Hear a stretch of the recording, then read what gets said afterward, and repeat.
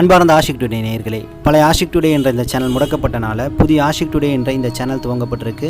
தொடர்ந்து உங்களது ஆதரவு கொடுத்து சப்ஸ்கிரைபர் செய்யுங்க. குரலற்றவர்களின் குரலாய், உண்மையின் குரலாய் ஒலித்துக் கொண்டே இருப்போம்.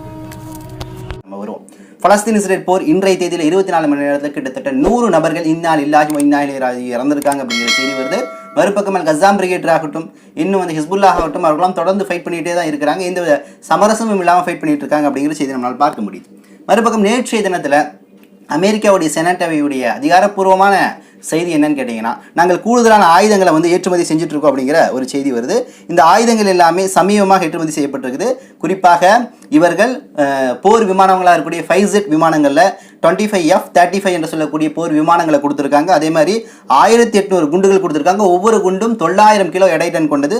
மேலும் 100 குண்டுகளை கொடுத்துருக்காங்க. இது எல்லாமே 500 டன் எடை கொண்டதாக காணப்படுகிறது. இவ்வளவு இராணுவ தளவாட வெடிகுண்டுகள் எல்லாமே அமெரிக்கா இவ்வளவு போர் சூழ்நிலையிலும் ஐநா கண்டிக்கக்கூடிய வேலையிலும் இன்னைக்கு போய் கொடுத்துருக்கு அப்படின்னு நம்மளால இங்கே பார்க்க முடியுது. அடுத்து லெபனானுடைய எல்லை பகுதியில் இருக்கக்கூடிய ஐநாவுடைய UN ஃபில்ட் என்று சொல்லக்கூடிய ஒரு அமைப்பு தொண்டு நிறுவனம் இது என்ன பண்ணிட்டு இருக்கு, உதவி பொருட்களை தொடர்ந்து கொடுத்துட்டு இருக்கு. கொடுக்கக்கூடிய சமயத்தில் நேற்றைய தினம் அந்த UN ஃபில்ட் என்று சொல்லக்கூடிய ஐநாவுடைய அமைப்பு மேலே தாக்குதல் நடத்தி அந்த பொருட்கள், உணவுப் பொருட்கள் எல்லாமே டேமேஜ் பண்ணி அங்கே இருக்கக்கூடிய பல மக்களை காயப்படுத்தி இருக்கிறாங்க. இந்த மக்கள் எல்லாமே பல்வேறு நாடுகளை சார்ந்தவர்கள். குறிப்பாக இவர்கள் எல்லாமே ஆஸ்திரேலியா, அதே மாதிரி சிலி, நார்வே இந்த நாட்டை சார்ந்த 100க்கு அதிகமான நபர்கள் காயமுற்றிருக்காங்க அப்படிங்கிற செய்தியும் இன்னைக்கு தொடர்ந்து வந்த வண்ணம் இருக்கு. ஸோ இப்படிப்பட்ட ஒரு நிலை தான் இன்னைக்கு காசாவில் நிகழ்ந்து கொண்டே இருக்கிறது. ஸோ இந்த வேலையில தான் இன்னைக்கு 2 நாடுகள் இந்த இஸ்ரேல் மேலே, IDF மேலே சைபர் அட்டாக் நடத்தி இருக்கு அப்படிங்கிற செய்தி வருது. முதல் நாடு எதுன்னு கேட்டிங்கன்னா மொரோக்கோ என்ன பண்ணியிருக்குன்னு கேட்டிங்கன்னா, தனது ஹேக் சிஸ்டத்தை பயன்படுத்தி மொரோக்கோவில் இருக்கக்கூடிய ஒரு டீம், அந்த டீம் பேர் பார்த்தீங்கன்னா தியாகி தாமஸ் சஹ்ரா சைபர் கிரைம் என்ற சைபர் அட்டாக் என்று சொல்லக்கூடிய ஒரு குழு. இந்த குழு என்ன பண்ணுதுன்னு கேட்டீங்கன்னா, IDF சில முக்கிய தகவல்கள் எல்லாத்தையும் ஹேக் பண்ணிடுது. என்னென்ன தகவல்னு கேட்டிங்கன்னா, வீரர்களுடைய அடையாள அட்டை மற்றும் கோப்புகள், வீரர்களுடைய கணக்குகள், எவ்வளோ நபர்கள் இருக்காங்கங்கிற கணக்குகள், அவர்களை சார்ந்த தொழில்நுட்பம் சார்ந்த பல்வேறு விஷயங்கள் மற்றும் வீரர்களுடைய, அதாவது IDF துருப்புகளுடைய நீண்ட நெடிய பட்டியல்கள், அது ஆவணப்படுத்தப்பட்ட முறை மற்றும் எவ்வளவு நபர்கள் ரெக்யூப்மெண்ட் தேவைப்படுறாங்கிற பல விஷயங்களை இந்த மொரோக்கோவில் இருக்கக்கூடிய தியாகி தாமஸ் சங்கரா என்று சொல்லக்கூடிய இந்த ஹேக்கர் குழு இன்னைக்கு ஹேக் பண்ணியிருக்கு அப்படிங்கிற ஒரு அதிர்ச்சிகரமான தகவல் வருது. ஸோ இது கூடுதலாக சொல்லுது, எங்களுக்கு இருக்கக்கூடிய தகவல்களில் எப்போ எது தேவைப்படுமோ அது எல்லாமே கொஞ்சம் கொஞ்சமாக வெளியிடுவோம் சொல்லக்கூடிய செய்தியை வெளியிட்டிருக்கு. ஸோ இன்னைக்கு மொரோக்கோ இப்படி ஒரு தரமான சம்பவத்தை பண்ணியிருக்கு. அடுத்து அல்ஜீரியா, வெறும் இஸ்ரேலை மட்டும் விட்டு வைக்கல, சவுதி அரேபியாவும் இன்னைக்கு ஹேக் பண்ணியிருக்குது. அது இல்லாமல் UAE, இன்னும் பிரான்ஸ் போன்ற நாடுகளையும் ஹேக் பண்ணியிருக்கு. இந்த அல்ஜீரியாவில் இருக்கக்கூடிய அமைப்பு பார்த்தீங்கன்னா வில் கிரைம் 213 என்று சொல்லக்கூடிய பேரில் செயல்படுது. இது பார்த்தீங்கன்னா அரசு இணையதளங்கள், இஸ்ரேலுடைய அரசு இணையதளங்கள் எல்லாத்தையும் ஹேக் பண்ணியிருக்கு. பிரான்ஸ், சவுதி, இஸ்ரேல் இந்த இணையதளங்களை ஹேக் பண்ணியிருக்கு.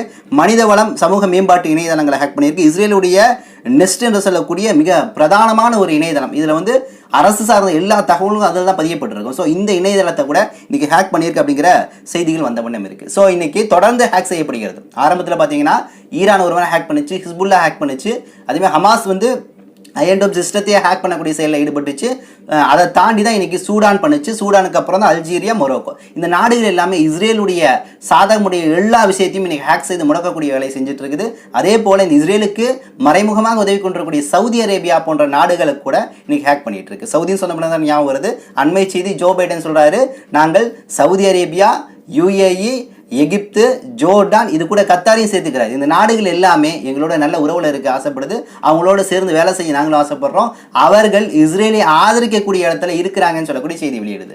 இந்த லிஸ்ட்ல கத்தார் இருப்பது நிச்சயமா எனக்கு அதிர்ச்சியா இருக்குது. கத்தார் மேபி ஜோ பைடன் பொய் கூடி பேசியிருக்காங்க. அவர்கள் இல்யூஷன் மாறி பேசுவார். இப்போ ஒன்று பேசுவார், அப்புறம் ஒன்று பேசுவார்.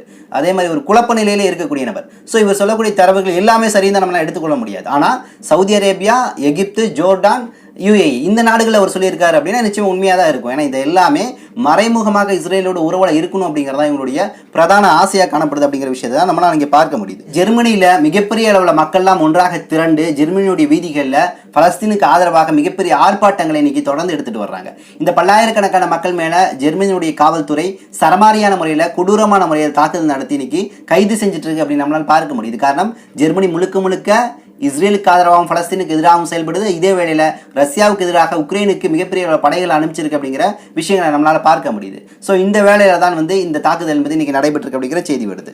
அடுத்து ஒரு அதிர்ச்சியான செய்தி, இன்னைக்கு ISIS அமைப்பு யார் என்று நாம் தெளிவாக சொல்லிட்டோம். இதுக்கு பல காணொலியில் சொல்லியிருக்கிறோம். ஆனால் பல நபர்கள் ISIS அப்படிலாம் கிடையாது ஜி, அவர்கள் இஸ்லாமியர்களுக்கு சார்புடைய நிலையில் தான் செயல்படுறாங்கிற பல செய்திகளை இன்னும் நம்பிட்டு இருக்கிறாங்க. ISIS என்பது முழுக்க அமெரிக்கா, இஸ்ரேலால் உருவாக்கப்பட்ட ஒரு கொலைகார ஒரு உளவாளி படையாக காணப்படுகிறது. இது முழுக்க முழுக்க மொசாதோடு டைப்பில் இருந்து கொண்டு தகவலை எடுத்துக்கொண்டு இன்னைக்கு செயல்படுது. இன்னைக்கு மொசாதை பற்றி சொல்லும் போது தான் சொல்லணும், மலேசியாவில் இன்னைக்கு மொசாதுடைய நடமாட்டம் எச்சா இருக்குன்னு சொல்லிட்டு மொசாதுடைய ஒரு ஏஜென்ட் துப்பாக்கி வச்சு சுற்றிட்டு இருந்திருக்கான். மலேசியா அரசு அவனை கைது பண்ணி மிகப்பெரிய அளவில் தண்டனை கொடுத்து இன்னைக்கு சிறையில் வச்சிருக்குது. மேலும் மலேசியா ஃபுல்லாமே இன்னைக்கு செக்யூரிட்டி என்பது மிகவும் டைட்டான சூழலை வச்சு ஒரு பாதுகாப்பான சூழலில் இருக்கிறாங்க. ஸோ அந்த அளவு ஐஎஸ்ஐஎஸ் மொசாதோடு செயல்பட்டு இருக்கு அப்படிங்கிறதா எதர்ச்சியாக இந்த பலஸ்தீன இந்த போருடைய காலங்களில் நமக்கு கிடைத்த தகவலாக காணப்படுது. அந்த தகவலுடைய உச்சபட்ச உண்மையான செய்தி தான் இந்த காணொலி இன்னைக்கு வந்து வெளியாயிருக்கு. என்ன காரணம்னு கேட்டீங்கன்னா, ஐஎஸ்ஐஎஸ் தீவிரவாதி இயக்கத்தை சார்ந்த ஒரு நபர் என்ன பண்றான், ஒரு நபரை பிடிச்சு வச்சுக்கிட்டு அரபிலேயே பேசிட்டு என்ன சொல்றான், இந்த நபரை நான் வந்து கொலை செய்யறேன்னு சொல்லிட்டு கழுத்தறுத்து கொலை செய்யறான். காரணம் ஏன்னு அவன் அதில் சொல்றான், இந்த நபர் இந்த இஸ்ரேலுக்கு எதிராக இஸ்ரேலை வீழ்த்தி விடுதலை பலஸ்தீன் அமைய வேண்டும் என்று அல் கஸ்ஸாம் பிரிகேட் செயல்பட்டு இருக்குது. இந்த அல் கஸ்ஸாம் பிரிகேட்டருக்கு முழுக்க என்ன பண்ணியிருக்கான், உதவி செஞ்சிருக்கான், பல்வேறு அட்வைஸ் பண்ணியிருக்கிறான், பல்வேறு அறிவுரைகள் மற்றும் போர் தளவாடங்களை கொடுத்து உதவி செஞ்சிருக்கிறான். அதனால நான் வந்து இவனை கொள்றோம்னு சொல்லிட்டு இன்னைக்கு ஐஎஸ்ஐஎஸ் வெளிப்படையாக ஒரு வீடியோ காட்சி வெளியிட்டு இருக்குங்க. இதற்கு மீது என்ன சான்று வேணும்? ஐஎஸ்ஐஎஸ் யார் என்பது, ஐஎஸ்ஐஎஸ் காயில் வந்து குரான் வச்சுட்டு பேசினா அவன் முஸ்லீம் ஆயிடுவானா, இல்லை லாயிலாக இல்லா முகமது கொடியை வச்சிருந்தா அவன் முஸ்லீம் ஆயிடுவானா, இல்லை தாடி வச்சிருந்தா முஸ்லீம் ஆயிடுவானா? எந்த அடிப்படையில் அவன் முஸ்லீம் ஆவான்? எந்த அடிப்படையிலனா இந்த ரமலான் காலத்தில் ஒரு முஸ்லீம் போர் செய்ய மாட்டான். இதுதான் ஏதி.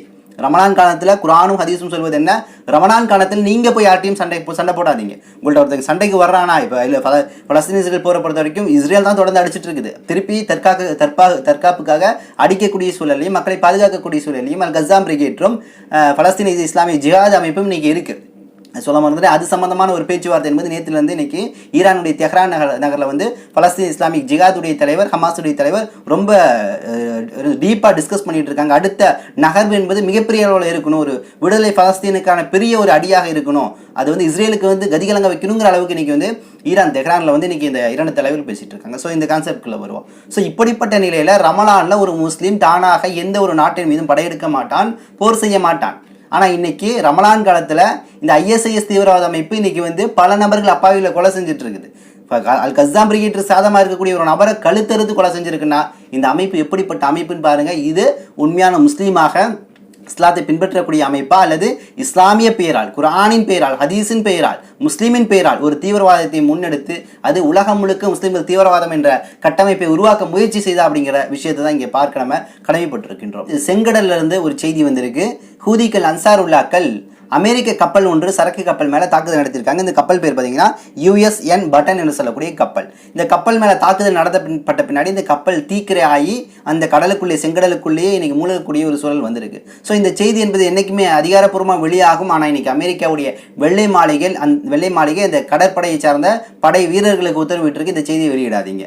இது வெளியிட்டோம்னா மீண்டும் நம்ம அடி வாங்குவது என்பது வெளி உலகத்துக்கு தெரியும், நம்மளுடைய பலவீனம் என்பது வெளிப்பட்டுரும். அதனால் என்ன பண்ணாதீங்க, இது வெளியிடாதீர்கள் என்று இன்னைக்கு ஒயிட் ஹவுஸ் வெள்ளை மாளிகை இன்னைக்கு வந்து மறைமுகமான செய்தியை வெளியிட்டிருக்கு. ஆனால் தொடர்ந்து ஹூதிகள் அன்சாருல்லாக்கள் தங்கள் தாக்குதலை சமரசம் இல்லாமல் விடுதலை பலஸ்தீன் அமைய வேண்டும் என்ற அளவுக்கு இன்னைக்கு தாக்குதல் நடத்திட்டு இருக்காங்க அப்படிங்கிற விஷயத்தை நம்மளால இங்கே பார்க்க முடியுது. இன்னும் சில தகவல்களை திரட்டி கொண்டு இன்ஷா அல்லாஹ் விரைவில் வந்து உங்களை சந்திக்கின்றேன். நன்றி.